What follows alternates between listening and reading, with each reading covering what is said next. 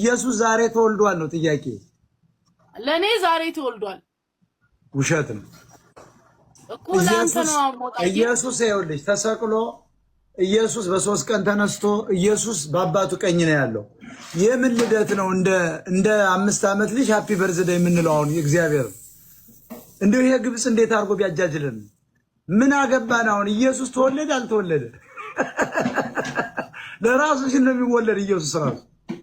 እስኪ አሁን ኢየሱስ ዛሬ ተወልዶ እንደሆነት አልተወለደም። እኔ ህይወቴን እየመረጥኩ አንቺንም ጠይቅሽ ኢየሱስ ተወልዷል ዛሬ አልተወለደም። ኢየሱስ ዛሬ ያለ አምላክ ነው፣ በሰማይ ነው ያለ። የት እንዳለም አይታወቅም።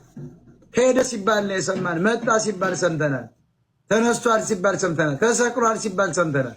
አላየንም። አበሻ ደግሞ ያላየውን ነው የሚያክ ሳያው ግራጅን ያካል። የሚገርምሽ አላየውም እኮ ኢየሱስ ሲወለድ እስራኤሎች አልተወለደም ገና ይመጣል እያሉ እየጠበቁ ነው። መጽሐፉን የጻፉን እነሱ ናቸው። አሁን ግራ የሚያጋባ ዓለም እኮ ነው። እስላሙ ደግሞ ይመጣና ተላላኪ ነው፣ መሴንጀር ነው፣ ኢየሱስ እንትን ነው፣ ኢሳው ምንድን ነው ይላሉ። አሁን ግራ የገባው ዓለም ነው።